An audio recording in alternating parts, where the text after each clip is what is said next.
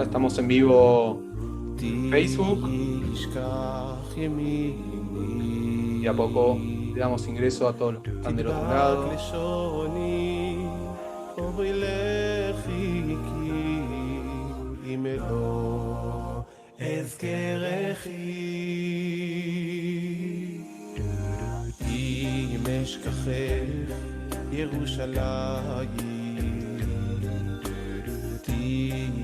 תשכח ימיני,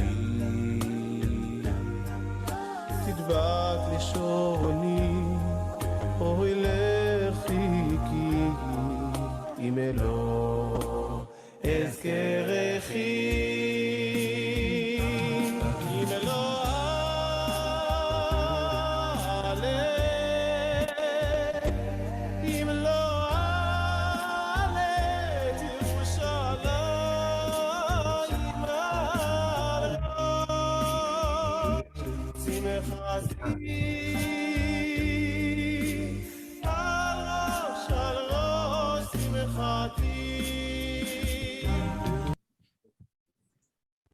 Y ahora sí, Shavua Tov, buenas noches, y también Tzom Kal, que pasemos un ayuno leve y sin dificultades. Antes de comenzar, me gustaría agradecer y mucho al Beit Chabad Zona Norte por abrirle las puertas nuevamente al periódico Comunidades. Y también quiero agradecerle a Basilea, el Centro de Diplomacia Pública, por estar acompañándonos en este evento. Natalio, no me canso de repetirlo. A mí me gusta decir que cuando estamos con el periódico Comunidades, estamos en comunidad y qué mejor que poder vernos. Siempre nos gusta vernos, nos gusta saber quiénes están del otro lado, así que los invitamos a que prendan la cámara, porque la idea es que también podamos dialogar con ustedes que están del otro lado. Antes de comenzar con el profesor y director de Comunidades Plus, Natalio Steiner, quiero invitar en este momento al Rab Abraham Ben Chimol a que nos dirija unas palabras alusivas, por supuesto, al día tan especial que nos convoca esta noche. Querido Rab, Shavua Tov, adelante, ¿cómo va? Gracias, Ilan. Gracias, querido Ilan, querido Natalio, queridos todos. Esta noche, más que nunca, es una fecha en la que tenemos que aumentar en todo lo que tiene que ver con unión y hermandad. Sabemos la historia de Tisha B'Av. Hoy estamos nuevamente un año más que nos sentamos en el suelo y hacemos un día de ayuno de 24 horas, 25 casi, ayunando y pidiéndole a Hashem por la pronta reconstrucción del tercer Bet HaMikdash. Tenemos a Israel en nuestras manos, tenemos a Jerusalén también en nuestras manos, pero falta la presencia de Hashem en su lugar sagrado. Ese lugar que tradicionalmente, que siempre nos perteneció, que Hashem le entregó a Abraham, a Isaac y a Jacob y a su descendencia, y que nos entregó a nosotros, justamente como ahora vemos en estas últimas parashiot que estamos leyendo, que es nuestra tierra, pero hace falta que la presencia de Hashem muestre al mundo que este es el regalo de Hashem y que de esa manera se va a acabar el odio, se va a acabar el rencor, se va a acabar la envidia y va a haber paz. Justamente en estos días estamos estudiando la historia de Shlomo HaMelech, y fue una historia de una época maravillosa. Fue la época más linda que tuvo el pueblo de Israel en toda la historia, donde se conquistó al mundo entero. El rey Salomón llegó a ser el emperador del mundo sin tirar una sola bala. La gente venía y le pedía por favor al rey Salomón que querían ser súbditos y están bajo su dirección y aprender de su sabiduría. Esto va a pasar exactamente lo mismo cuando venga el Mashiach, donde el mundo entero va a reconocer la superioridad de Hashem por sobre todos, al pueblo de Israel como el pueblo de Hashem, y todos vamos a regocijarnos y no va a haber ni dificultad alguna, no va a haber más sufrimiento, no va a haber más enfermedad, no va a haber más pandemia. Por lo tanto, hay que pedir, pero hay que pedir una sola cosa, que venga el Mashiach. Viene el Mashiach y todo se arregla.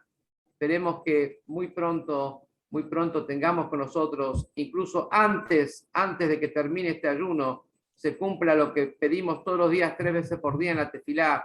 Betejezena eneinu beshuvha lezion berhamim. Que vean nuestros ojos con el retorno de Hashem a Zion, que es Israel, con piedad. Que sea pronto nuestros días. Ahora sí, va a ser un gusto y un placer escuchar a un letrado, a alguien que tiene tanto conocimiento y riqueza y que nos puede transmitir, una persona en la cual es especialista en, ¿cómo se llama esto? Cuando es en política judía internacional. En historia judía, en política israelí, en política internacional, y yo le agrego a que el director de Comunidades Plus, el querido Natalio Steiner, además de ser profesor, tiene la calidez especial que tiene un moré. Así que yo voy a apelar a la calidad del moré, Natalio Steiner, para que en la charla de hoy nos hable un poco de todo lo que estamos viviendo y de lo que vivimos también en el pasado, y que me pueda explicar, apelo a mí y a todos los que estamos hoy acá presentes, a que nos diga cómo llegamos hasta acá y por qué también llegamos hasta a esta situación. Saludamos a todos los que están también en Facebook, que me olvidé antes de saludarlos, y los invito a los que tengan preguntas a medida que vaya surgiendo, que las vayan enviando por el chat y trataremos después también de abrir los micrófonos. Así que ahora sí, después de las palabras del Rab, quiero darle la bienvenida al querido director Natalio Steiner. ¿Cómo va, Natalio? Buenas noches. Buenas noches. Shavuot, ¿se escucha bien? ¿Sí? ¿Pueden escuchar bien? Muy bien. Sí, sin problema. Bueno, gracias antes que nada por la invitación y la confianza de poder disertar frente a ustedes en un día tan especial. A veces no siempre tomamos conciencia en el pueblo judío de lo que significa un duelo nacional. El Tisha B'Av es un duelo nacional para el pueblo judío. Nacional significa para toda la nación. Para toda la nación significa laicos y religiosos, por igual. Algunos lo harán de una manera, otros lo harán de otra. No vamos a entrar en discusiones ahora con distintos criterios. Lo importante es que podamos aprender de este Día de Duelo Nacional. Que no nos quedemos solamente con la práctica ya de por sí, de condolarnos, de lamentarnos, de reflexionar una sola noche, un solo día, acerca de por qué nuestro pueblo está dividido. Porque está dividido, esto no lo podemos negar, está muy dividido, sino qué podemos hacer nosotros en forma correcta y adecuada para cerrar estas grietas que no son nuevas. No pensemos que estas grietas que agrietan hoy al pueblo judío, y en particular al Estado de Israel, surgen por la llegada de un nuevo gobierno que representa otras formas de pensar que no son las tradicionales, por así decirlo, que durante mucho tiempo han de alguna forma acompañado al poder en Israel. Israel, por sus propias características, es un Estado muy especial, así debe serlo, pero tenemos que entender la magnitud de lo que realmente se puede vivir y también hacer todo lo posible para encontrar caminos de diálogo con aquel que piensa diferente. Es más fácil hablar con aquel que piensa igual que lo que yo pienso. Es muy difícil hablar con aquel que piensa distinto, pero es más meritorio hacerlo con el que piensa distinto, porque tenemos que quebrar barreras y tenemos que hermanarnos, tenemos básicamente que abrazarnos.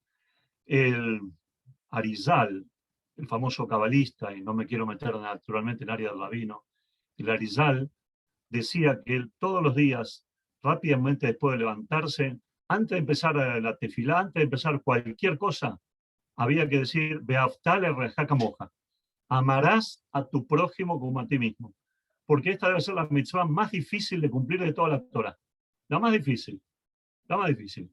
Tefilim, Shabbat, Kashrut, se acostumbra uno, se pone, lo va haciendo, a veces mejor, a veces peor, pero el sentimiento de recrear un amor incondicional hacia el otro.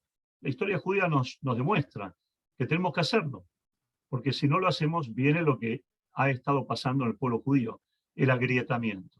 Y yo no puedo hablar de toda la historia, no voy a hablar ahora ni de Babilonia, no voy a hablar de Roma, no voy a hablar de la diáspora larga que hemos vivido, voy a hablar porque me preocupa que el agrietamiento en el pueblo judío especialmente se viene dando, insisto, no con la llegada de un nuevo gobierno a Israel, de un tono distinto al que yo puedo simpatizar, sino ya desde el siglo XIX.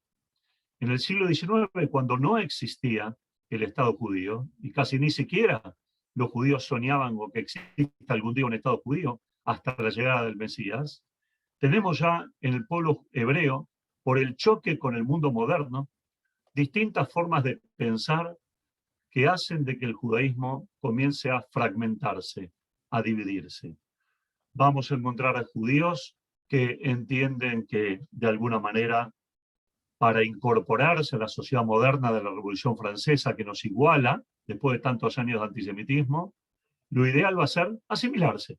Dejamos de ser judíos y listo. Si hay antisemitismo, dejamos de ser judíos, ahora la sociedad lo permite, se acabó el problema.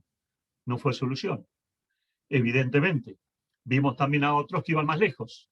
No solo dejamos de ser judíos, nos convertimos a otra religión para demostrar que somos fieles a otra religión. En el siglo XIX, 600.000 judíos en Europa se convirtieron a otra religión, a la religión cristiana, para demostrar que querían ser buenos ciudadanos franceses, alemanes, belgas, holandeses, y definitivamente desterrar esto que se iba a dar en llamar el problema judío durante tanto tiempo. Tampoco dio resultado de ninguna manera la conversión total. Por otro lado, existieron movimientos que de alguna manera querían diluir de alguna forma las brechas que había y apostaron por una sensación de galutismo, es decir, nos quedamos 100% en el galut, esperamos lo que hay que esperar, y bueno, así ha sido siempre. ¿Por qué no va a ser ahora? El nacionalismo moderno no nos tiene por qué molestar, no nos tiene por qué manifestarse. Aparecieron en Alemania, en Estados Unidos, movimientos reformistas, conservadores, que apostaron a la idea de que nos tenemos que quedar en la diáspora, esencialmente para hacer lo que llama tikkun olam, es decir, tratar de traer una corrección al mundo. No tiene sentido juntarnos en una tierra propia, la tierra de Israel, eso ya es del pasado, y cambiaron los sidurim, cambiaron un montón de cosas, sacaron Jerusalén, sacaron Sion, sacaron Israel, después lo tuvieron que volver a poner, porque evidentemente estaban sacando la esencia del judaísmo, de alguna manera dentro de los propios sidurim. También hemos tenido, y tenemos, sectores que muchos lo llaman ultraortodoxos. Yo prefiero hablar de más observantes, menos observantes. No me gusta catalogar al judío porque es una señal de división profunda. Pero hay sectores ultraortodoxos que no aceptan ni siquiera al Estado judío de hoy como es. No hablemos de que pueden aspirar a que sea mejor, porque es lo natural. Uno puede aspirar a que el Estado judío mejore, ¿sí? Pero que no lo aceptan como es, y que en sus propias calles de Jerusalén ponen banderas palestinas, levantan banderas palestinas, se unen con el enemigo. Fueron corriendo hace algunos años atrás a Irán a reunirse con el presidente Ahmadinejad, en un verdadero Hilul Hashem, en una verdadera profanación del nombre de Dios, porque pocas cosas pueden ser tan horrorosas como esas en nombre de la propia religiosidad. Entonces, evidentemente, el pueblo judío, ante un gran desenfoque en este sentido, dio nacimiento político, porque ya en la religión judía estaba, a algo que hoy consideramos erróneamente que es partidario solamente el sionismo político. No es así. El sionismo fue, es y será parte de la religión judía, sin ninguna duda. Uno puede cansarse de dar elementos que están vinculados a la tradición judía y que nos representan nuestro amor a Sion y el amor y la unidad dentro del pueblo de Israel. Está lleno nuestro calendario. No vamos a hacer ahora, quizás las preguntas podamos responder algunas de ellas. Y en el siglo XIX nace, se complementa con el sionismo político. Es decir, a la idea religiosa del retorno a Jerusalén hay que sumarle la idea práctica de cómo llevarlo a cabo. Y nacen dentro del sionismo distintas corrientes de pensamiento. La principal va a ser de Theodor Herzl en su momento, que da origen al sionismo político, en donde él va a hablar de crear un Estado como todos los estados europeos en los cuales se vivía en el siglo XIX. Y por lo tanto, esto genera reacciones en dos sectores. En los sectores más ortodoxos, que van a crear un movimiento llamado Agudat Israel, que persiste hasta el día de hoy, y en los sectores reformistas. En los sectores ortodoxos, porque consideran que Herzl está vaciando al judaísmo de contenido, dado que el propio Herzl realmente venía de una familia fuertemente asimilada, aunque su casa estaba al lado de la misma sinagoga, al lado, de la misma sinagoga de Budapest, donde nació, ¿sí? Y evidentemente venía una familia bastante asimilada, después de su bar mitzvah, su casamiento, sus hijos, un triste final para los 3 hijos que tuvo. No vamos a entrar ahora a tallar en este tipo de cuestiones, pero se opone el judaísmo tradicional muy fuertemente por la idea de una sensación de vaciamiento del judaísmo, de quedarse con esta idea de que el judaísmo es solamente volver a Sion y ser un Estado como todos los demás. También se le opone el movimiento reformista. El movimiento reformista en 1897, cuando se hace el primer congreso sionista en Basilea. ¿Por qué se hace en Basilea? Porque lo querían hacer en Alemania, que Alemania era el centro de la cultura europea y uno de los centros de la judaidad del mundo en aquel entonces. ¿Pero por qué se oponen? Porque, dice, este hombre, pensando en la idea de llevar a los judíos de vuelta a la tierra de Israel, va a hacer que nos quiten los derechos que tanto nos costó adquirir acá después de la emancipación. Por lo tanto, el movimiento reformista se opuso completamente y tuvo que hacerse el congreso sionista esencialmente Basilea. Dentro del movimiento sionista, es poco conocido para el judío de la diáspora, yo me identifico mucho con esa línea, existe una línea intermedia, que es de alguna forma el sionismo religioso. Es el sionismo que no empezó ni siquiera con el Rab Abraham Yitzhak Cohen Kook, como muchos se lo tilda, el rabino Kook, el primer gran rabino de Israel, una figura importantísima, que hoy tiene miles de seguidores en Israel, en distintos lugares del mundo, sino que comenzó con otros rabinos mucho menos conocidos de Europa, el rabino Alcalay, Pines, Kalischer, Moilever, ¿sí? Reins, todos eran rabinos sionistas. Todos veían en el retorno a la tierra de Israel y la creación de un Estado judío lo que se llama en hebreo Atjalash la Geula, el comienzo de la redención. Naturalmente que eso es un tema de discusión, porque evidentemente el judaísmo ortodoxo tradicional opina que la redención tendrá que venir de otra forma, de otra manera, pero lo importante es que se hablaba de la idea ya de redención. Y por lo tanto, el movimiento sionista religioso va a desarrollar la idea, y lo resumo muy rápidamente: Am Israel, el pueblo de Israel, en Eretz Israel, en la tierra de Israel, con Torat Israel, con la Torá de Israel. Es decir, no ser un Estado más, ser un Estado judío, ser un Estado en donde la impronta sea judío. Eso no significaba ni significa hasta el día de hoy ser un Estado teocrático, como muchos automáticamente dicen, para descalificar cuando se quiere recordar, rememorar o instalar en la sociedad israelí ciertas cuestiones. Significa un Estado que cuide y mantenga su esencia, más allá del grado de observancia individual de cada una de las personas que componen ese Estado, porque eso es parte del libre albedrío y de las reglas de juego, naturalmente, que tiene el mundo y el mundo moderno en particular. En 1945, y lo hago más rápido para que realmente tener un pantallazo general, en 1945 finaliza la Segunda Guerra Mundial y el pueblo judío se encuentra con el trauma de la Shoah. La Shoah, el impacto, 6 millones de judíos porque no teníamos un Estado independiente, una tierra que nos acogiera, los británicos cerraron la puerta, etcétera, etcétera, etcétera. Los nazis hicieron básicamente lo que hicieron, y una gran discusión que estalla en el pueblo judío. En mucha gente, algunos menos observantes, otros no observantes, y en otros le profundizó la observancia, ¿dónde estaba Dios en la Shoah? Y si bien no es este el tema que vamos a desarrollar, podrá quedar en otro momento para poder profundizarlo de distintas aristas, lo que sí tenemos que ver es una frase que yo nunca me voy a olvidar, que dijo un sobreviviente de la Shoah que alguna vez lo invité a una escuela a dar una charla, que él dijo lo siguiente: yo conocí personas que entraron a Auschwitz siendo religiosas y salieron ateas, y conocí personas que entraron a Auschwitz siendo ateas y salieron religiosas. No tenemos respuesta unificada, no tenemos una respuesta única para este tipo de sensaciones, pero la Shoah fue un trauma que golpeó completamente a todo el pueblo judío y había que responder de alguna manera.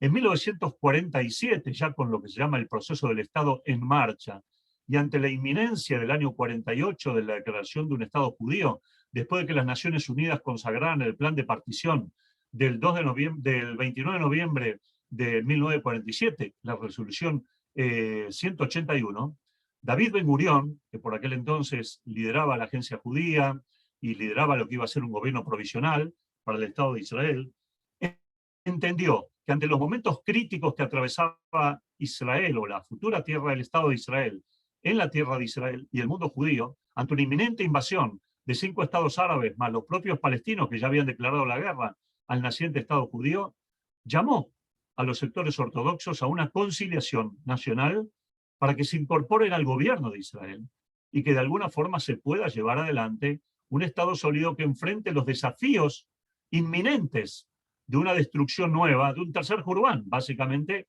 ¿sí? Y después arreglaremos cómo va a ser el carácter del Estado judío.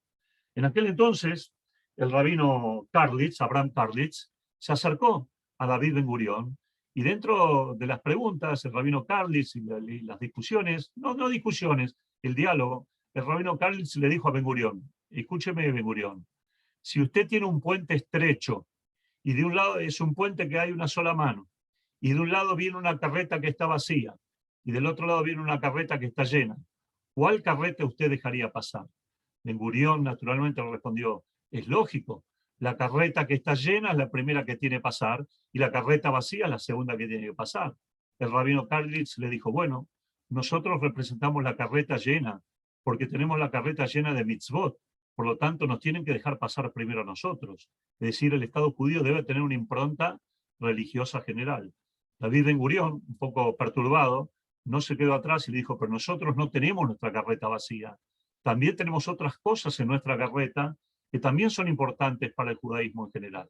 La discusión o los puntos de vista quedaron ahí, pero se formó un gobierno de unidad nacional, que eso fue lo importante, y que permitió la entrada de la ortodoxia en general, que antes era opositora completamente, al gobierno de Israel. A diferencia de un pequeño grupo que ya en 1938, llamado Neturei Karta, que se desprende de Agudat Israel, toma un camino irreconciliable con la idea y la posibilidad de un gobierno judío, sionista, laico, en la propia tierra de Israel. Como un gobierno, como una línea religiosa va a avalar que haya un gobierno.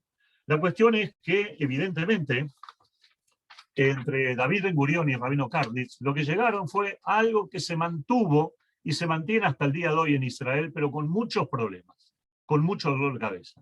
Durante mucho tiempo funcionó, y hoy en día está siendo cuestionado por muchos sectores, tanto religiosos como laicos, especialmente los sectores más laicos lo tironean más. ¿A qué me refiero?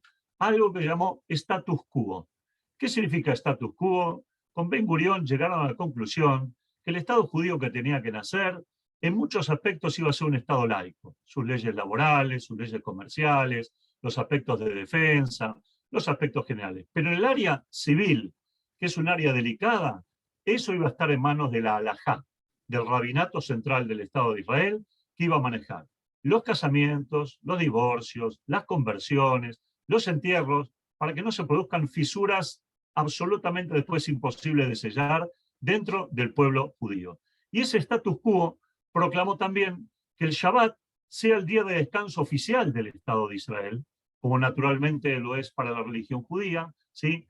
Que el kashrut esté presente, si no en cada una de las casas, porque hay mucha gente que no quiere comer kasher, pero que en las instancias oficiales de gobierno, en las oficinas gubernamentales, en las escuelas, la comida sea kasher, que tenga una yajá, una supervisión determinada, que, como dije antes, los casamientos, las separaciones, los divorcios, las adopciones se hagan de acuerdo a las reglas de la halajá, para no friccionar y tensionar más al pueblo judío, y que haya una autonomía religiosa, que haya 3 redes educativas que le permitan hacer a cada uno autonomía religiosa. Una red educativa laica, una red educativa jaredí, como se le da a llamar hasta el día de hoy, con sus propios contenidos, y una red educativa, de alguna manera, intermedia, que es la red educativa sionista religiosa, que trata de conjugar los aspectos del judaísmo tradicional con los aspectos del mundo moderno y los desafíos complicados e inquietantes que tienen.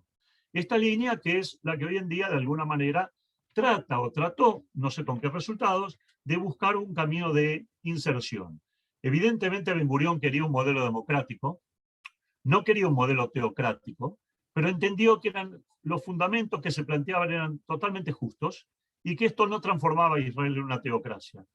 Los religiosos se sintieron conformes, no porque fuera el modelo ideal, sino porque de repente el 10-11% de la población de Israel, que solamente era religiosa, ya tenía un lugar importante dentro del gobierno, y eso no era un tema menor.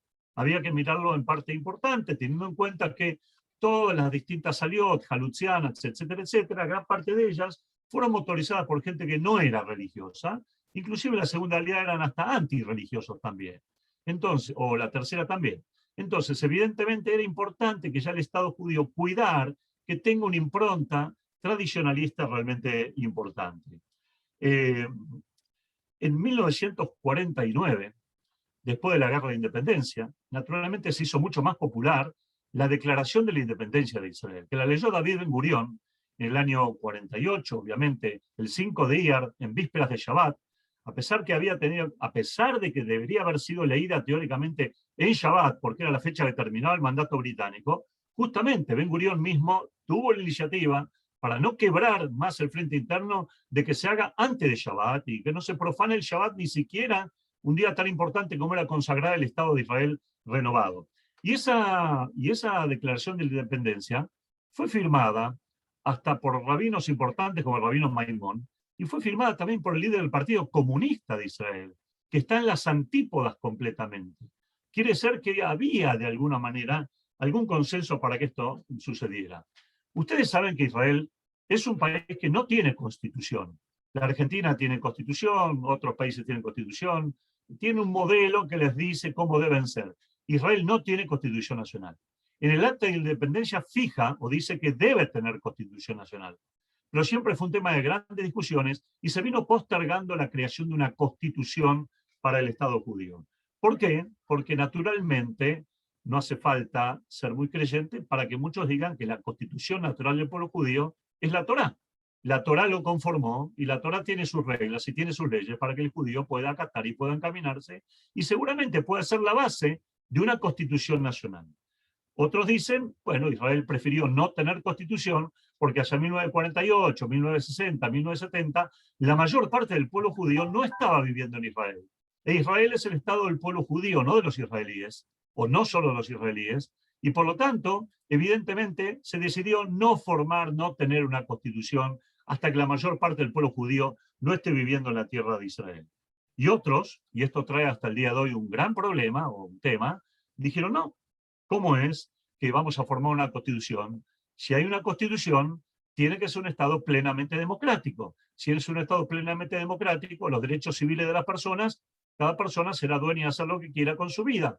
Si este quiere casarse mañana con un árabe, va a casarse con un árabe. Pero ahí tenemos un problema. Si dijimos antes que obviamente todo lo que tiene que ver con los temas religiosos va a estar en manos, como la ley civil, de parte del rabinato, que es un ente estatal, un ente oficial y que está regulado por ley. O sea, se estaría violando la ley. Un casamiento mixto viola la ley, no solo de la Torá, sino que viola la ley del Estado de Israel, desde el punto de vista de lo que es, en ese sentido, el concepto de cómo estaba fundamentado y cómo está fundamentado el Estado judío. Por eso, entre otras cosas, hasta el día de hoy, en Israel no hay casamiento civil.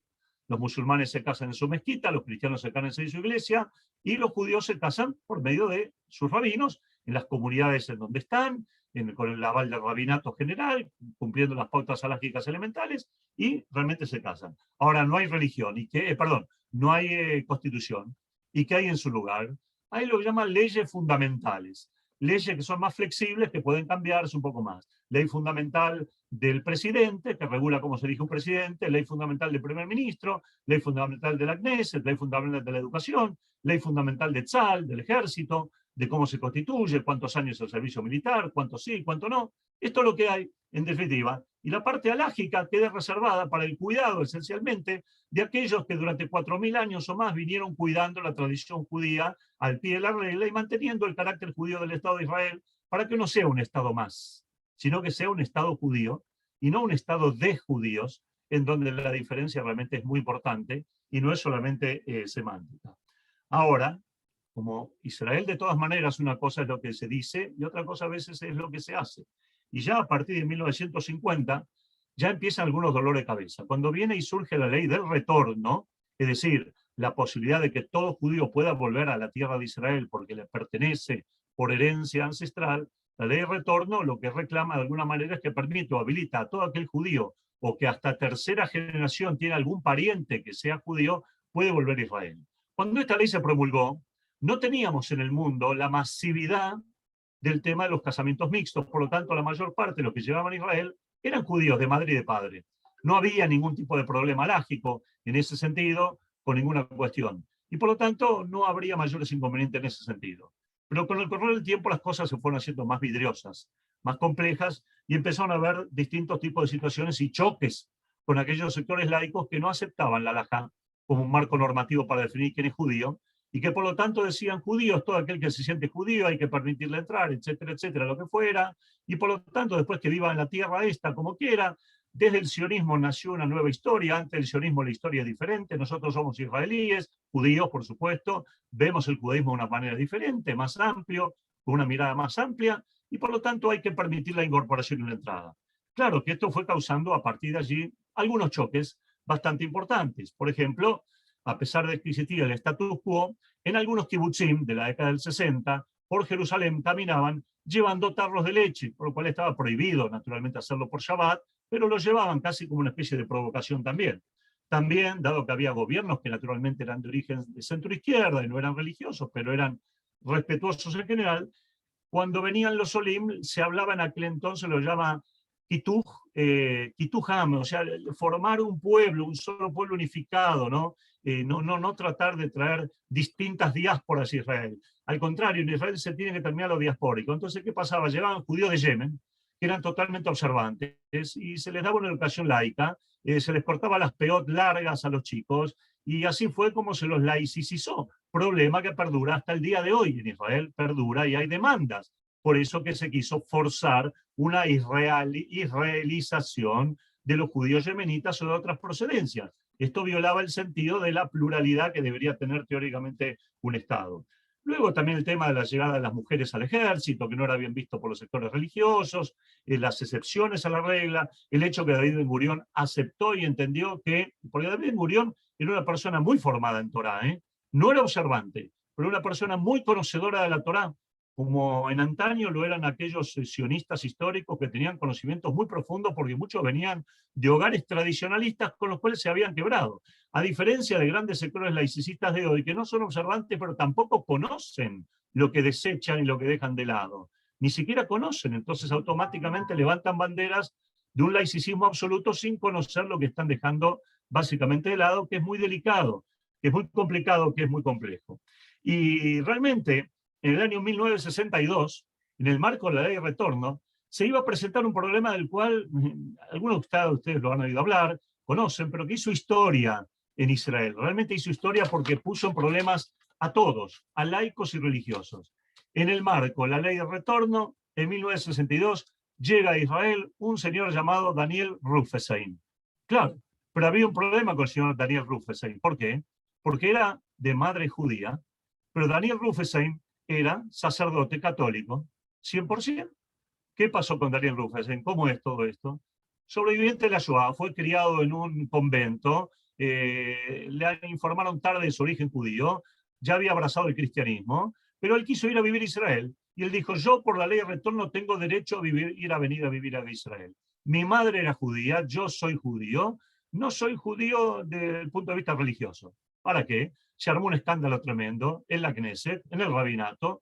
Nadie sabía realmente qué hacer con este hombre, Daniel Rufesain. Se estudia la situación, se le otorga un permiso temporal de residencia en Israel, no se le otorga la ciudadanía israelí, ¿sí? Se le otorga un permiso temporal y después la Knesset va a reformar esta ley y va a decir, no, momento.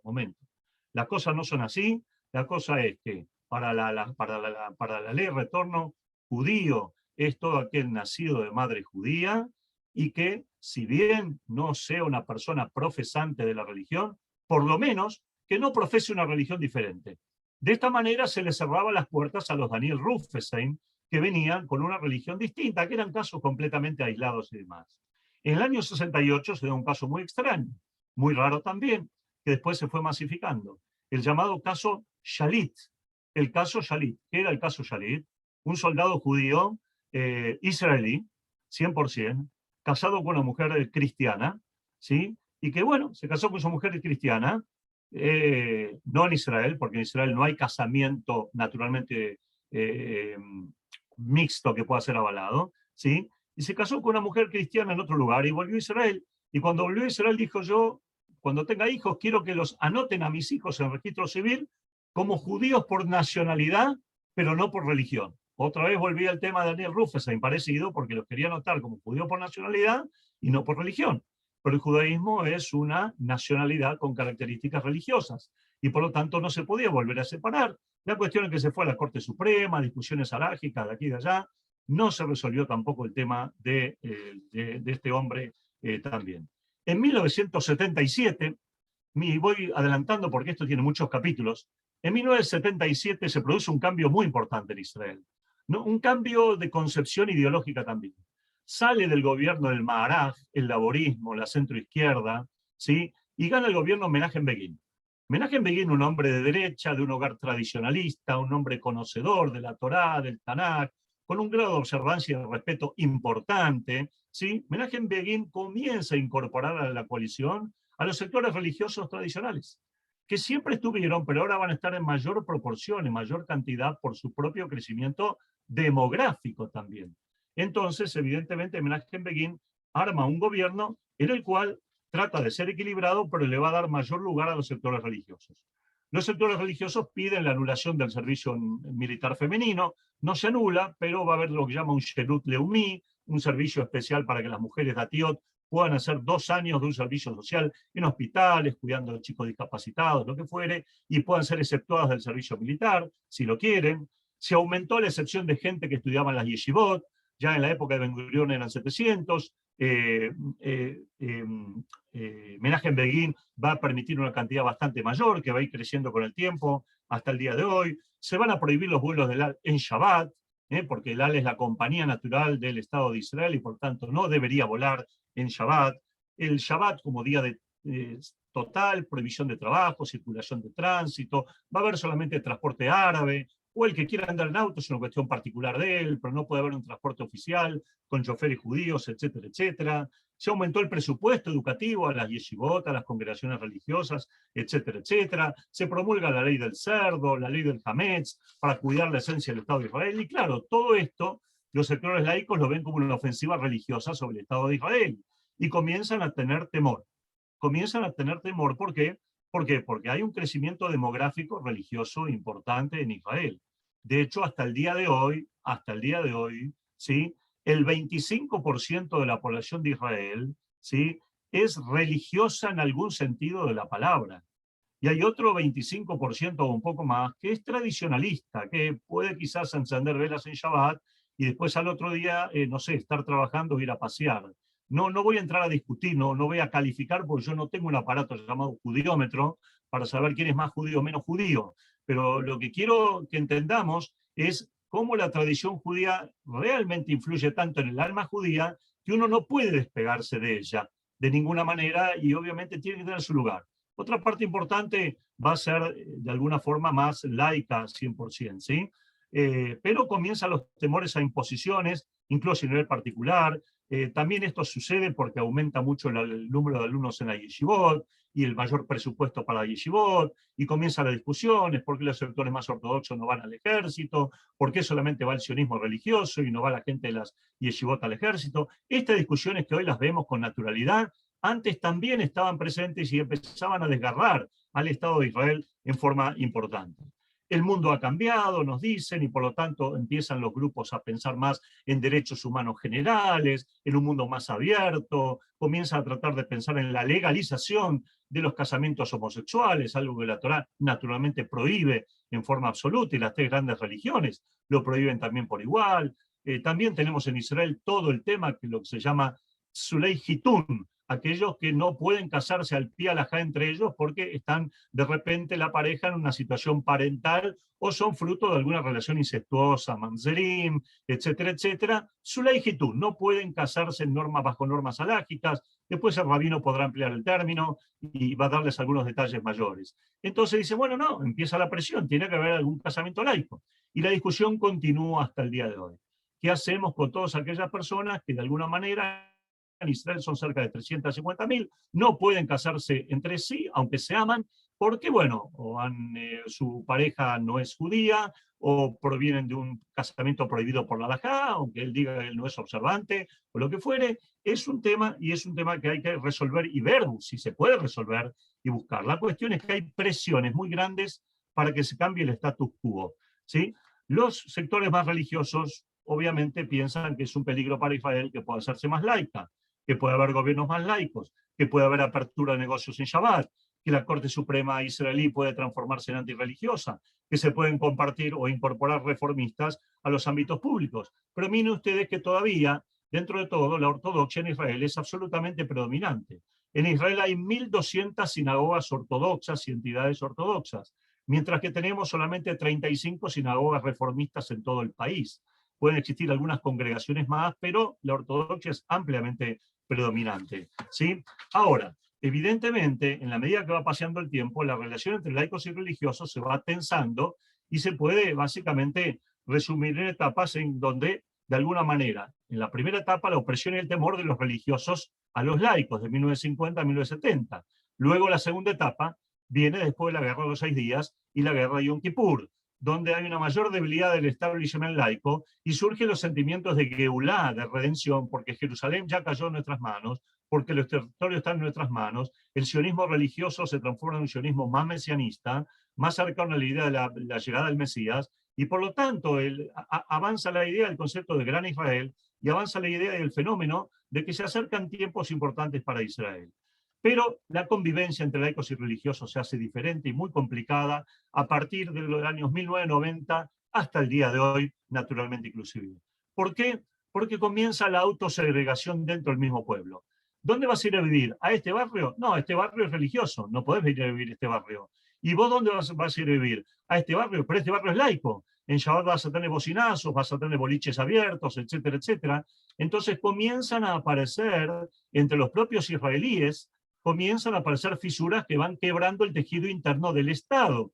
Y si no fuera por la sensación de guerra y de violencia y de enemigos dentro del pueblo judío, esta sensación de división dentro de los judíos podría llegar a ampliarse y transformarse en algo bastante delicado. Por lo tanto, vemos que laicos y religiosos ambos sienten que su estatus está en peligro, que su modelo está en peligro. Los laicos creen que Israel es más religiosa y los religiosos creen que Israel es menos religiosa y es más laica. Ahora, los dos grupos tienen razón. Lo que pasa es que parten de percepciones totalmente equivocadas en general. Entonces, evidentemente tenemos que buscar aspectos en donde laicos y religiosos estén dispuestos a conciliar y no convivir en una especie de equilibrio de terror. Y esa especie de conciliación tiene que darse en el marco del respeto al status quo, que fue planteado ya en 1947 por David Ben-Gurión, reformándolo y mejorándolo. A ver, yo quiero que entendamos lo siguiente, y con esto voy a ir cerrando para dar lugar a las preguntas, las dudas, las inquietudes. Hace un mes y medio atrás ha llegado al poder en Israel un gobierno conformado por 8 líneas partidarias distintas a las que tradicionalmente venían gobernando Israel desde 1977, o en algún intervalo en donde estuvo el laborismo en el poder. Y lo que vemos casi por primera vez en forma prácticamente total en casi toda la historia del joven Estado judío es que el único sector religioso que está en el gobierno actualmente es el que pertenece al partido Yemina, de Naftali Bennett, que él se considera religioso y que es un hombre que estuvo vinculado al sionismo religioso toda su vida también, pero en los últimos tiempos, para tratar de dar una amplitud al diálogo, a la convivencia, a la coexistencia, decidió un poco jugar por su lado. No voy a entrar en consideraciones políticas, si traicionó o no a Netanyahu, quién traicionó a quién, no quiero entrar acá en estas cuestiones, porque no quiero entrar en divisiones. Pero, naturalmente, del otro lado han quedado como fuera del gobierno los grandes sectores religiosos en sus 3 líneas, los sefaradim, los ashkenazim, los hasidim, y obviamente también los sectores sionistas religiosos tradicionales. Y el temor creciente es que al ser el Knesset mayoritariamente, aunque sea por un voto o 2 votos, los sectores más laicos, más la izquierda, más los árabes, más una especie de línea religiosa que es quizás capaz de coexistir con las demás, Israel pierda ese carácter judío y comiencen a legislarse leyes que puedan alterar esta situación tan compleja de las cuales yo les he venido definiendo. En conclusión, hoy en día tenemos en Israel una lucha por modelos de qué tipo de Estado judío queremos, qué tipo de Estado judío va a ser Israel. ¿Israel va a ser un Estado judío primero y democrático después? ¿O Israel va a ser un Estado democrático o un Estado como todos? Esto es lo que parece que está tironeado hoy en Israel, pero con una magnitud muy grave, muy importante. Es como una frazada La frazada está agarrada de ambos lados diferentes y ambos lados tironean, pero en algún momento la frazada se va a deshilachar. En algún momento la frazada se va a romper y el que va a sufrir va a ser el Estado de Israel, es decir, la casa que contiene a todos los judíos, piensen como piensen. Y por lo tanto, quienes se van a ver beneficiados van a ser los enemigos del pueblo de Israel. Por lo tanto, hay que tratar de encontrar a través de alguna forma de diálogo, alguna forma de entendimiento que algunas veces intentó existir, algún tipo de soluciones, algunos, aunque sean no todos, de los problemas de convivencia que están alterando básicamente al Estado de Israel de hoy. Yo creo que quizás para empezar tenemos que entender que hasta el momento el gobierno que está liderado por Bennett no ha cambiado ninguna ley religiosa. Es verdad que hay algunos proyectos para cambiar ciertas cosas, quitarle poder al rabinato central y dividirlo en otros rabinatos de ciudades, pero manejados por rabinos ortodoxos. No hay un proyecto de cambio en los modelos de conversión, y eso es un tema que después lo podremos hablar, porque a los efectos de la ley de la ley de retorno también se permite o se reconoce como judío a aquellos que vengan con una conversión reformista o conservadora que no es reconocida como tal en Israel, solo que se le otorga la ciudadanía israelí, pero no se le da la identidad judía a la hora de casarse. Si quiere un rabinato ortodoxo, no se va a poder casar hasta que no se convierta al pi halajá, de acuerdo como lo ordena el halajá, como realmente corresponde. Entonces, este tipo de situaciones de tirantes se dan. Miren, esta misma noche de Tisha B'Av acá, ya en Israel son las 4 de la mañana, estuve viendo hace un rato cuando terminó Shabbat, el Kotel La Maraví, ¿no? Y no deja de ser impresionante verlo a la distancia y poder estar uno cerca en estos días de Israel, que está la familia allí, ver el Kotel, la Kavaná, la intención con la cual se reza. Pero a la vuelta está el Kotel Dromí, el muro sur, en donde de acuerdo a un acuerdo del gobierno de hace muchos años atrás, ya de la era Netanyahu todavía, también se habilitó ese lugar para el rezo de los sectores reformistas y conservadores. Es decir, lo que ellos llaman de alguna manera el lugar plural. El Kotel Amaraví sigue siendo, en su versión de rezo, una sinagoga ortodoxa, con una mejizá que divide hombres de mujeres, y del otro lado aplican un lado una cuestión muy plural. Pero hubo incidentes entre más observantes y menos observantes, no me gusta llamar, y vuelvo a calificar, ortodoxo, reformista, laico, ateo, etcétera, etcétera. Hubo incidentes, hubo gritos, hubo de aquí y de allá, en plena noche de Tisha B'Av. Quiere decir que cumpliendo el ritual de Tisha B'Av, del ayuno, el ritual de Tisha B'Av del rezo de las Kinot, el ritual de Tisha B'Av de Megilat Eijá, y lo que nos habla Megilat Eijá, y lo que estamos viendo ahí en la propia Megilá, que están los lobos aullando en una Jerusalén desolada, empezamos de vuelta con los incidentes y somos incapaces de poder dialogar entre los judíos para ver qué se puede hacer, para ver cómo podemos convivir.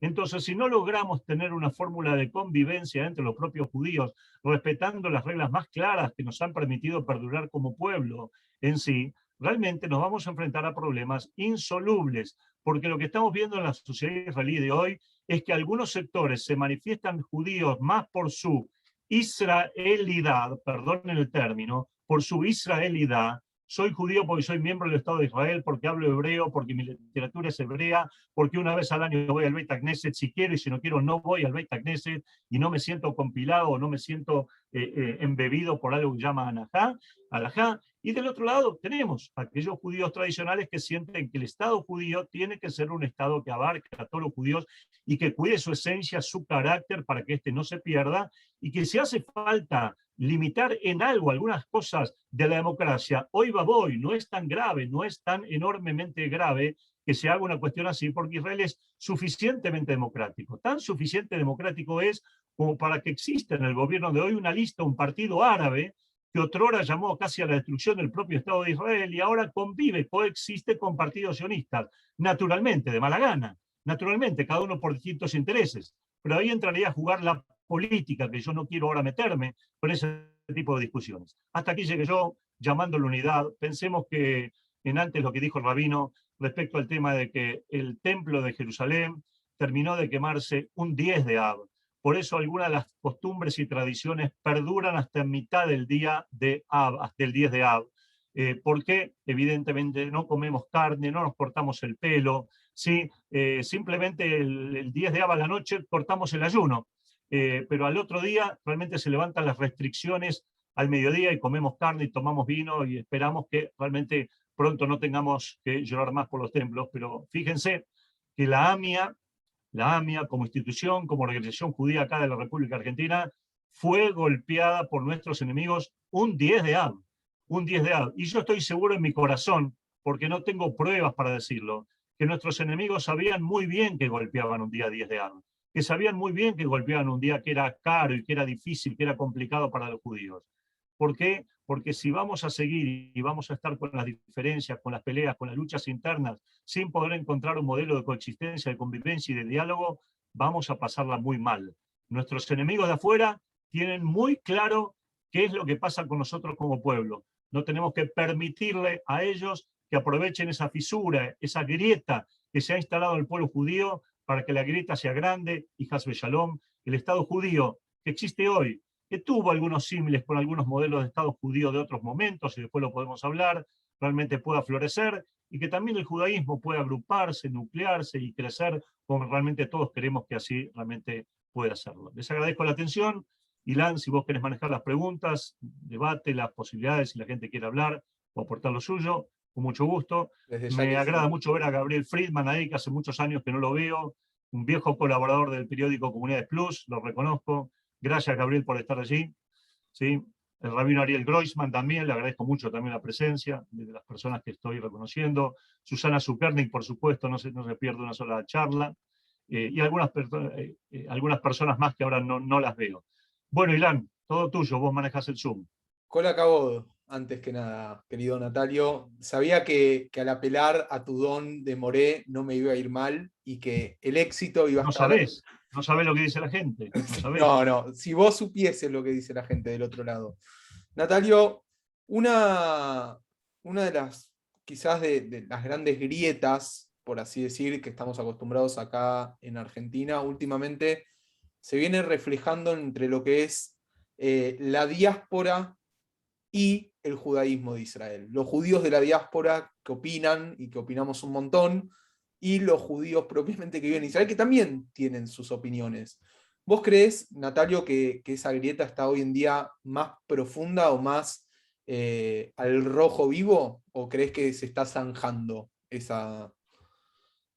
Bueno, es una buena pregunta. Yo en no pocas oportunidades he discutido mucho con algunos israelíes en Facebook, especialmente con algunos que son argentinos que han hecho aliá y que ya son israelíes porque han obtenido la nacionalidad israelí, son judíos, todos ellos, y me dicen que yo no puedo opinar de la política israelí, si este gobierno es bueno, es malo, lo que sea, porque estoy en la diáspora. Y por lo tanto no tengo derecho a hablar de esto. Hasta que no esté en Israel no voy a conocer la verdad de lo que pasa, y no tengo derecho ni a defender a esto, no defender al otro. No tengo derecho a hablar. Y yo le respondí y siempre le dije que no, que está equivocado. Primero que mi hija, a Dios gracias, está viviendo en Israel y tiene 3 nietos y está felizmente casada, y mi yerno acaba de terminar la tzabá siendo Dati Leumí, religioso nacional y luchando, y paga sus impuestos como todos y trabaja como todos y se rompe el alma como todos. Y le dije que eso me da un poco de derecho a hablar, y más derecho me va a dar que hablar cuando yo haga aliá, que va a ser dentro de no mucho tiempo, si Dios quiere, ¿sí? Pero aunque esté acá en la diáspora, sí tengo derecho a hablar, y tengo derecho a pensar, y tengo derecho a preocuparme. Probablemente no tenga o no tengamos derecho a votar, naturalmente, porque las decisiones decisivas se tienen que tomar en el lugar de los hechos donde se vive. Pero si dijéramos que los judíos de la diáspora no tienen derecho a involucrarse en lo que pasa en Israel, estaríamos contradiciendo la esencia del sionismo. Israel, como Estado independiente, no nació en Israel, nació en la diáspora. Nació por lo que dije antes, por los judíos que milenariamente llevaron en sus emociones, en sus plegarias, en sus prácticas cotidianas, el sionismo religioso. Y nació por aquellos judíos que, sin ser sionistas religiosos, dijeron o estaban imbuidos por la influencia de sus padres y sus abuelos, y crearon un movimiento político para naturalizarse y crear un Estado judío en la tierra de Israel. Por eso el sionismo no aceptó las desviaciones que hablan de crear un Estado judío en Uganda, un Estado judío en la Argentina, Hasbe Shalom, me imagino lo que sería un Estado judío en la Argentina, que se habló también de eso, ¿sí? Imaginémoslo. Es lo único que le faltaba acá a algunos en la Argentina, que se haya creado un Estado judío acá en la Argentina, ¿sí? Hasbe Shalom. ¿sí? Y otros hablan de un Estado judío también en los Estados Unidos y en otros lugares. Yo creo que ese pensamiento autoritario de los israelíes, no todos, porque no son todos, pero de aquellos israelíes que piensan que el judío de la diáspora no tiene derecho a opinar acerca de lo que pasa con el Estado de Israel, es grave, no es correcto y es ilegítimo. El Estado de Israel es primero de los israelíes, por supuesto que sí, pero es del pueblo judío, es de todo el pueblo judío, y eso vale la pena recalcarlo y tomarlo en cuenta, porque eso es un factor central. ¿Qué es lo que pretenden si no? ¿Qué pretenden? ¿Qué quieren? ¿Qué quieren hacer? ¿Separar cuerpo y alma? ¿Separar religión de nacionalidad? ¿Transformar y crear un nuevo pueblo en la diáspora que tenga otros cimientos, que tenga otras percepciones? No estoy de acuerdo. Yo, como un judío que siempre me he manifestado sionista religioso, entiendo que debemos arbitrar los caminos de diálogo para que también la diáspora de Israel se consolide ese diálogo, porque si no lo que vamos a estar haciendo es fomentar la asimilación y la desjudaización. ¿Cuántos chicos judíos que no sabían nada de judaísmo cambiaron su percepción hacia el judaísmo de Israel cuando viajaron por algún plan determinado? Se llame Briá, se llame Taglit, se llame, como se llame, Masá, más laico, más religioso, pero volvieron con una percepción de orgullo diferente. Y esa percepción de orgullo quizás fue la piedra fundamental para empezar a crecer y sumar como judío. Y de repente para él los tefilim no le decían nada y ahora le dicen mucho más que cuando antes no estaba acá. Entonces hay que tener en cuenta que está prohibido que le cerremos el diálogo, la presencia a los judíos diaspóricos, a su vínculo con el Estado de Israel, y que pueden claramente opinar. Hace algún tiempo atrás se habló de un proyecto, pero quedó en un proyecto, yo no sé, nunca lo medité muy bien, acerca de que se estaba pensando que para reforzar los lazos entre la diáspora e Israel, se debe permitir optativamente votar a todos los judíos del mundo en las embajadas de Israel cuando haya elecciones en Israel. Yo, en ese sentido, ahí creo que el tema es bastante más vidrioso, porque de repente uno desde acá puede votar por algo o por lo que fuere, pero la verdad que los que ponen el cuerpo a las balas y al terrorismo están allá y no están acá. Naturalmente, acá en la Argentina hemos sufrido la tragedia del terrorismo, porque como lo dije antes, los enemigos del pueblo de Israel no reparan en si este reformista, ortodoxo, conservador, laico o tradicionalista. No reparan en esto. Adolfo Hitler y Max Schmo en Alemania, cuando tuvo que conducir a los judíos a las cámaras de gas, no reparó si este era más observante o el otro era menos observante. Todos eran judíos para él y todos fueron a las cámaras de gas. Entonces, ¿cómo puede ser que nosotros los judíos tengamos que aprender de los antisemitas qué es ser judío? Tenemos en forma perentoria que encontrar carriles y vasos de comunicación para que realmente podamos acceder a aquello que tenemos más en común que aquello que nos diferencia. Vos sabés, Natalio, que una particularidad del nuevo gobierno, te lo comento a vos y por supuesto a todos los que están del otro lado, es que por primera vez en 73 años hay un primer ministro que usa kipá. Es todos los días de su vida, ¿no? Y es algo que no deja de llamar la atención. ¿Vos creés que el nuevo gobierno de Israel momentáneamente está representando el balance entre lo que son las dos grandes ciudades de Israel, como lo pueden ser Tel Aviv y Jerusalén, este debate constante que surge? ¿Vos creés que están todos los sectores bien representados? Porque justamente vos hacías referencia a que Bennett y la derecha, o su partido que se denomina Yemina, de derecha, viene a ser religioso, y al mismo tiempo está Víctor Lieberman, que no es pro-religioso, y están los de centro izquierda, y está Abodá, o sea, ¿están todos representados o no están todos representados en este gobierno? No, naturalmente que no están todos representados. Es natural que tenemos un gobierno de coalición, de shinui, de cambio, como lo llaman, y tenemos una oposición muy dura, muy fuerte, que no puede quedarse afuera, y que realmente, naturalmente, lo ideal sería que tuviera otro formato este gobierno. De todas maneras, creo que es prematuro juzgarlo. Yo quiero decirte algo respecto a Efraín Bennett. Bennett se crió en la Bnei Akiva. Bennett se crió en el marco de estudiar en alguna yeshiva de Estados Unidos también, y de Israel. Bennett no es un hombre antirreligioso. Es un hombre que es partidario de diálogos con otros sectores que no viven la religiosidad como la viven sectores naturalmente más ortodoxos, más observantes.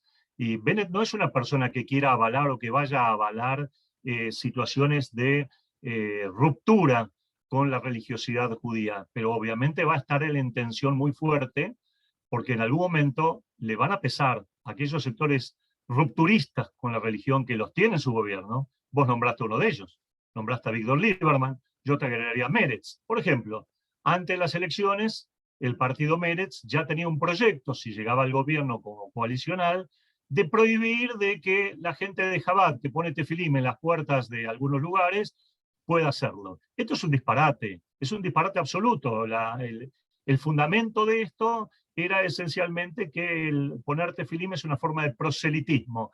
Y si en Israel está prohibido el proselitismo cristiano, debería estar prohibido el proselitismo judío. Pero yo digo, ¿qué grado de alienación mental estamos viviendo? Una cosa es que del partido Meretz, que son laicos 100%, o son agnósticos, o son ateos 100%, no quieran, no pongan tefilim, no cumplan Shabbat. Pero otra cosa es desdeñar, desechar, prohibir que una mitzvah, un precepto tradicional tan caro para el pueblo judío, sea censurado de esta manera. El Estado judío, el movimiento sionista, no se creó para eso. El Estado judío y el movimiento sionista se crearon para dar al judío la posibilidad de vivir en el Estado de Israel con total libertad, y esa libertad incluye el hecho también de que si viene alguien de Chabad y te quiere decir, te puedo poner tefilim, y el otro le dice no, siga caminando de largo, y si le dice sí, se ponga tefilim. ¿Cuál es el problema? ¿Cuál es la desgracia nacional? Esa es la desgracia nacional. Bennett va a tener que lidiar con eso.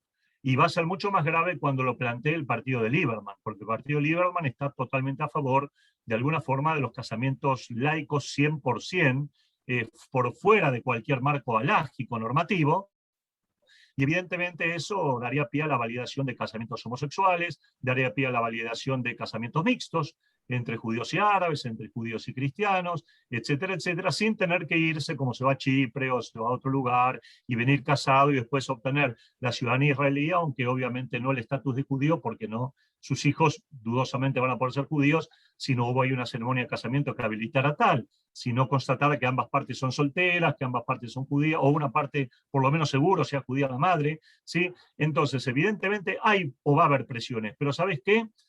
Hay un pacto entre los 8 sectores que conforman la coalición de que durante un año, por lo menos durante un año, no se toquen los temas que son de fricción en los temas de identidad, en los temas de identidad nacional. Y tampoco se toquen demasiado los temas que tienen que ver con las diferencias políticas. Estado palestino sí, Estado palestino no. No nos olvidemos que este gobierno que está en el poder nació o se formó no por amor a sí mismos, sino que se formaron por odio a Bibi Netanyahu. Y por lo tanto lo que los une no es el amor, sino que los une el odio. Y algo que lo une el odio y no el amor, no sé si está destinado a perdurar durante mucho tiempo, a menos que haga algunos cambios fundamentales dentro de sus formas de pensar, cosa que realmente lo dudo. Entonces, yo creo que en este momento todo Israel debe hacer una profunda autocrítica.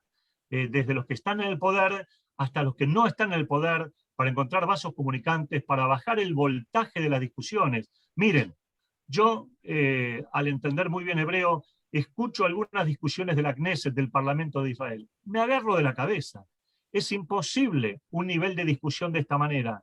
La falta de respeto, la falta de poder escuchar al otro para que el otro termine de decir, aunque diga una gansada o no me guste, y después yo pida mi turno para rebatirlo. No existe.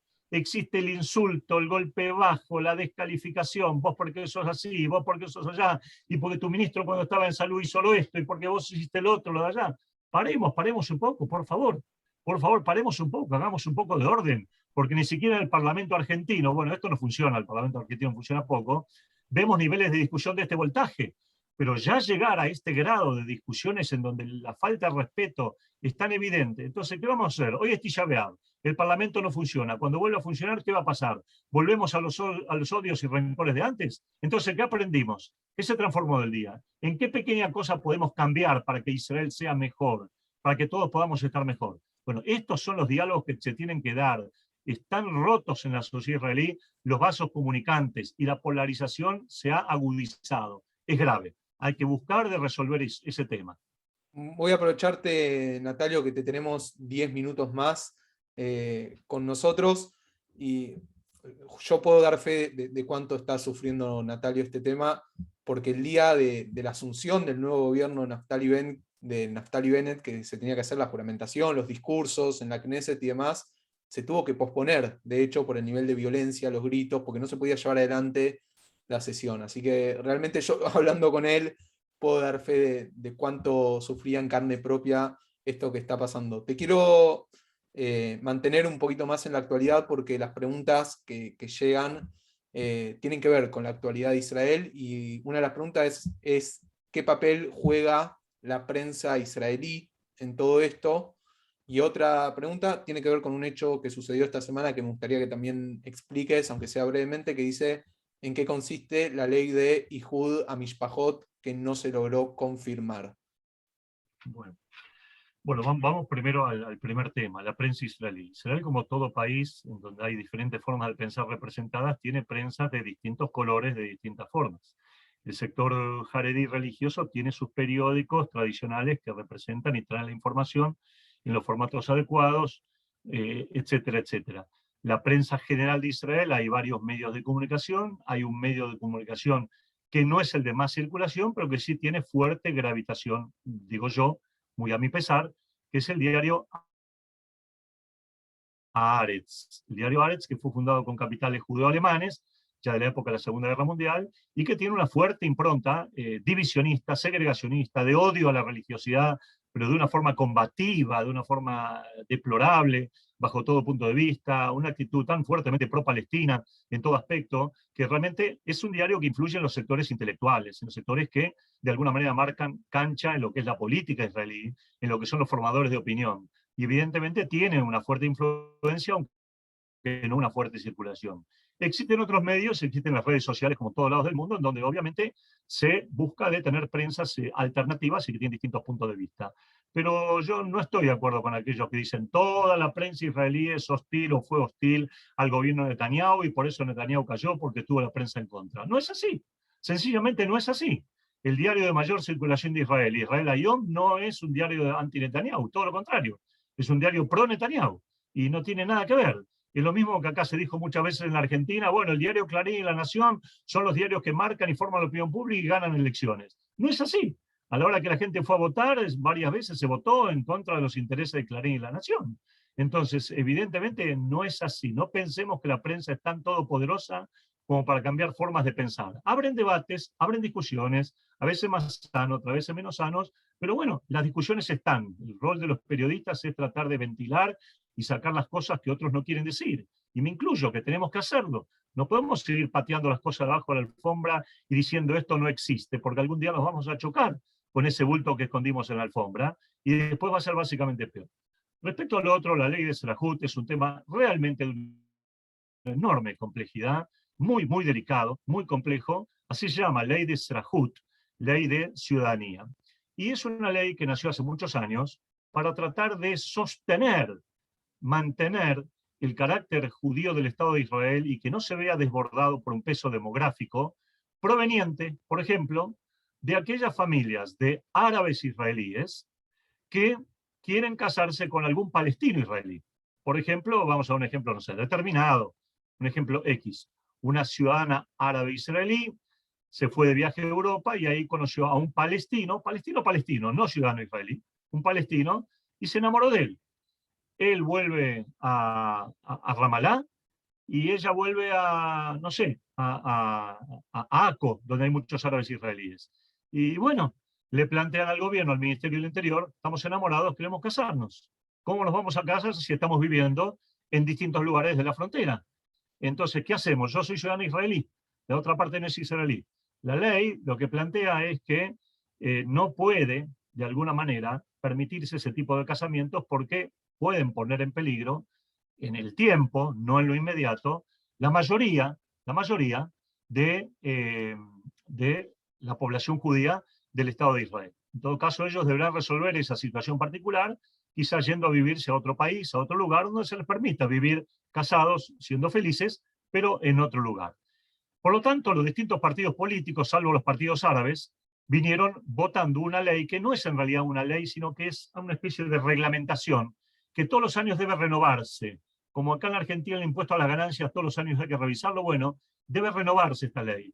Y siempre, Netanyahu siempre planteó la idea de que efectivamente, inclusive fue el impulsor de esta ley también, de que esta ley persista, esté, y aunque esta ley no sea 100% democrática, y partidos como Meretz y otros querían que esta ley se derogue, pero siempre Netanyahu estuvo a favor de que esta ley siga siendo aprobada para mantener el equilibrio poblacional del Estado de Israel. Ahora pasó al revés. Como ya está Bennett en el poder con una coalición determinada, Meretz y el partido RAM, los árabes israelíes, un poco se callaron la boca respecto de esta ley, y el partido Likud y los partidos religiosos votaron a favor de derogar esta ley, pero no porque estén en contra del carácter judío del Estado de Israel, sino para hacer trastabillar al gobierno y hacerlo caer. Lo cual creo que no está bien.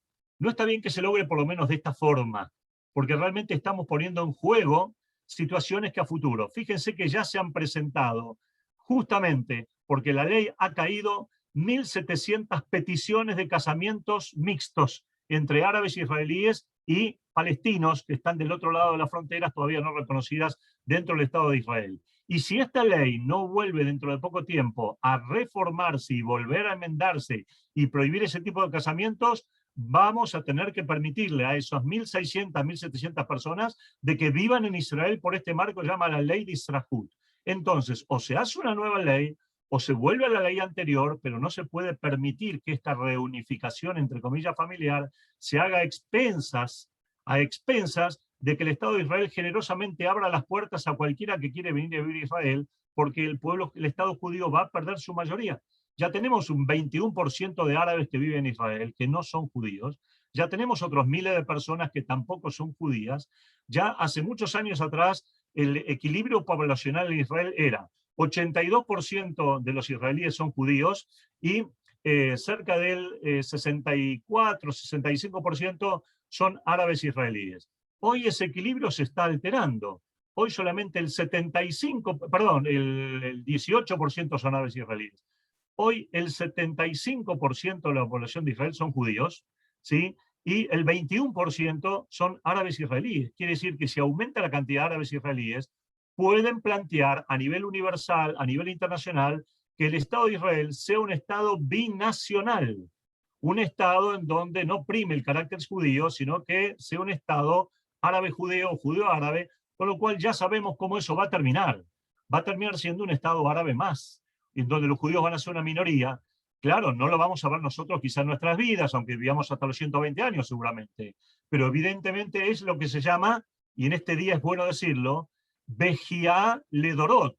Va a ser un llanto para todas las generaciones si no cuidamos el carácter demográfico del Estado de Israel y no cuidamos el carácter judío tradicional del Estado de Israel.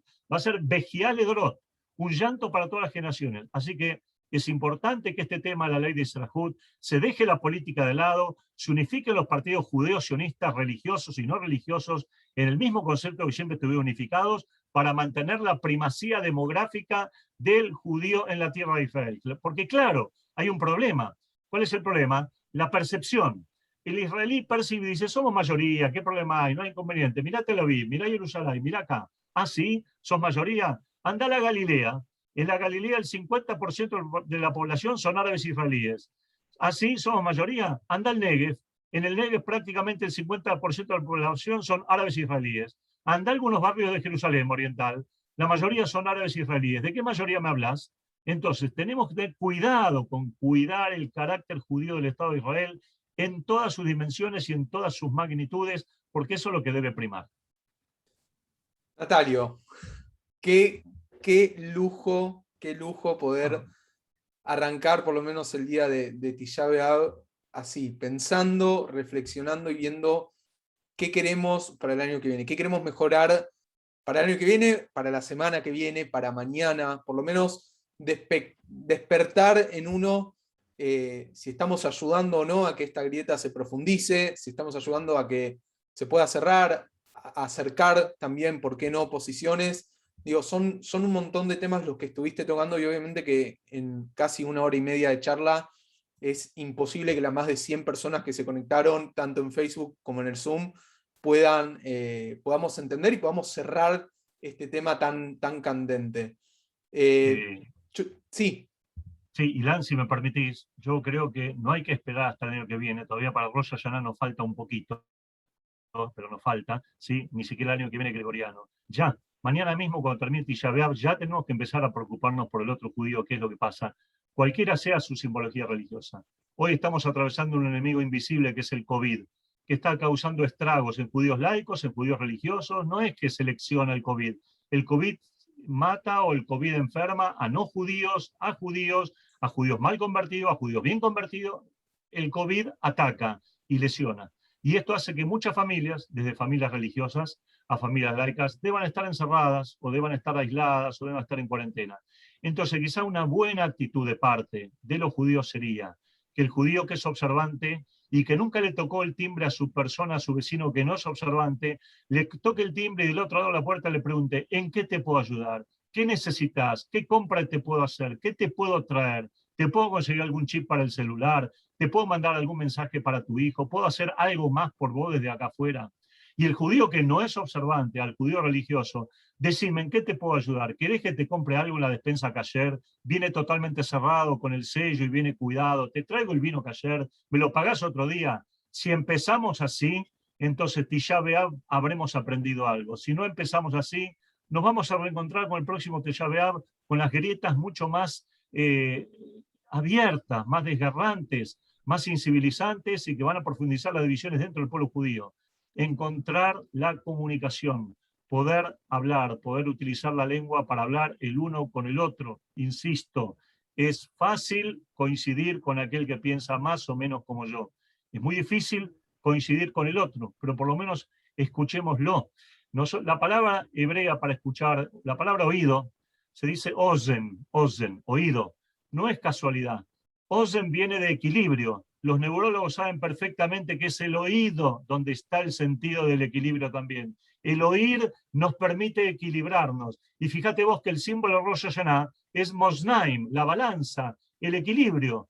Nosotros tenemos que buscar una posición de equilibrio completamente, escuchar, estar bien parados, dar lugar al Ozen, al Moznaim, para que nosotros podamos entender qué es lo que está pasando con el otro. Quizá el otro está alejado del judaísmo porque tuvo una mala experiencia con alguien que no lo recibió bien y lo miró con desprecio, y eso lo llevó a alejarse. Ahora yo me puedo acercar a él y brindarle una mano y demostrarle que soy diferente a esa mala experiencia que tuvo. Y viceversa, también aquel judío laico, el judío religioso puede pensar que todos aquellos judíos laicos son una porquería, porque esto, aquello, lo otro, porque tuvo una mala experiencia con esto, porque le dijo cuervo, le dijo negro, le dijo barbudo, o le dijo lo que sea. Pero no todos son así. Tenemos que buscar la fórmula en forma urgente, demandante, para encontrar y restaurar el equilibrio que alguna vez el pueblo judío supo tener y que ha estado perdiendo lamentablemente desde este proceso en adelante que yo les he venido marcando. Ese es mi mensaje, Iván. Parte de eso, Natalio, también nos estaban diciendo en Facebook, esto de que la paz no se hace con amigos, sino que también se hace con el enemigo. Y me gustaría, Natalio, cerrar. Sé que no tiene que ver con el tema, o sí tiene que ver con el tema, con una grieta que sí hay que cerrar y nos toca a nosotros como judíos y también como argentinos. Una grieta que es entre la injusticia, la indiferencia y del otro lado los que buscamos la justicia. Mañana se va a conmemorar un nuevo año en el calendario de lo que fue la masacre, el atentado a la AMIA. Y nosotros también desde Comunidades Plus guardamos un espacio a la memoria y seguimos exigiendo, como todos. Y me parece, quiero remarcar algo, no por ser autorreferencial, sino para mostrar el compromiso que tenemos. 27 años del atentado a la AMIA son más de los años de vida que tengo yo. Yo tengo 25 años. Es más que mi vida entera sin justicia. Me parece que es demasiado, es aberrante. Ya un día sin justicia es demasiado, 27 años se convierte en algo demasiado molesto, demasiado inaceptable, para no decir otras palabras. Me gustaría, si querés cerrar con algún mensaje respecto a esto. No, es que Ilan es natural. La Torá misma nos dice, tzedek tirdof, punto y coma, leman tijé, para que puedas vivir. Si no hay justicia, no podés vivir. Las sociedades se corrompen, se destruyen, se arrasan desde adentro. Y lo que pasa con la sociedad argentina al día de hoy no tiene que ver solamente con cuestiones socioeconómicas o de pandemia. Es una sociedad basada esencialmente en la falta de justicia en todos los ámbitos. La AMIA es el ejemplo más acabado. de lo que uno puede mostrar, de lo que uno puede hablar, pero también tenés la embajada, tenés la muerte de Nisman, tenés tantas muertes de otras personas que han sido asesinadas en forma, y la justicia brilla por su ausencia. Entonces hay que luchar por lo que lucha el judaísmo, que es mejorar la condición humana. No es casualidad que Dios haya creado al hombre a su imagen y semejanza desde un punto de vista espiritual. Lo hizo para que el hombre valore la vida, porque tengamos en cuenta que el primer genocidio del mundo fue el genocidio que Caín mató a Abel. No nos damos cuenta, pero mató el 25% de toda la humanidad. Fue el genocidio más grande que hubo de la humanidad. El 25% murió. Entonces, evidentemente, Dios no quiere esto de nosotros. Nosotros tenemos que buscar en todos los ámbitos en donde estemos justicia, y especialmente acompañar a los familiares de la AMIA, de la embajada, que han caído en ese dolor enorme. Yo lo dije en una charla esta semana también. Nosotros recordamos una vez al año lo que pasó en la AMIA, pero aquellos que perdieron un ser querido, esa mochila la cargan todos los días, no se la pueden sacar nunca más de la cabeza. Aquel hombre que no pudo ser abuelo, aquel papá que murió y no pudo ser papá, aquel chico que no pudo ser hijo de su papá porque no creció lo suficiente, como Sebastián Barreiro, muerto a los 5 años y que no supo ni siquiera lo que es la vida. Y otra vez tenemos el ejemplo del terrorismo extremista islamista que vulnera, que ataca, que se mete donde la sociedad está agrietada para encontrar y saber dónde pegar. Así como ellos saben dónde pegar, nosotros tenemos que saber dónde unirnos, en qué tenemos que estar solidificados para cerrar estas grietas que también afectan el caso de la causa mía también. Gracias por la paciencia de escuchar a todos los que han Por estado favor, allí. no se Son movió cal nadie. para todos. No se movió nadie del otro Por el lado. ayuno, la gente está débil por el ayuno, por eso no se movieron. No, No se movieron por el ayuno. es porque sos un disertante de lujo y una persona con muchas fuentes que cita y que da placer escuchar.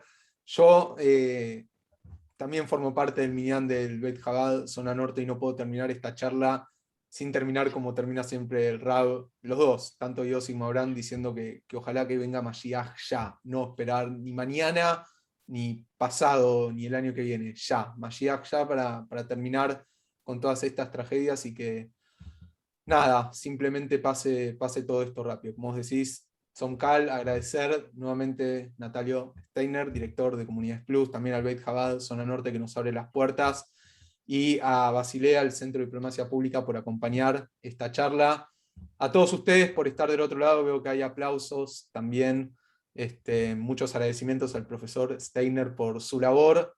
Decirles que se cuiden, que puedan pasar bien este ayuno y nos estaremos encontrando pronto. Así que nos despedimos. Shavua Tov, Somcal, Natalio, gracias nuevamente por todo. No, gracias a ustedes, gracias Ilan por tu conducción, gracias al Rabino Benchimuel, a Yossi también por la invitación, y a todos los que están presentes para escuchar alguna reflexión que ojalá nos lleve a buen puerto. Gracias por todo y Somcal, que estén muy bien. Shavua Tov, nos estamos viendo. Shavua Tov.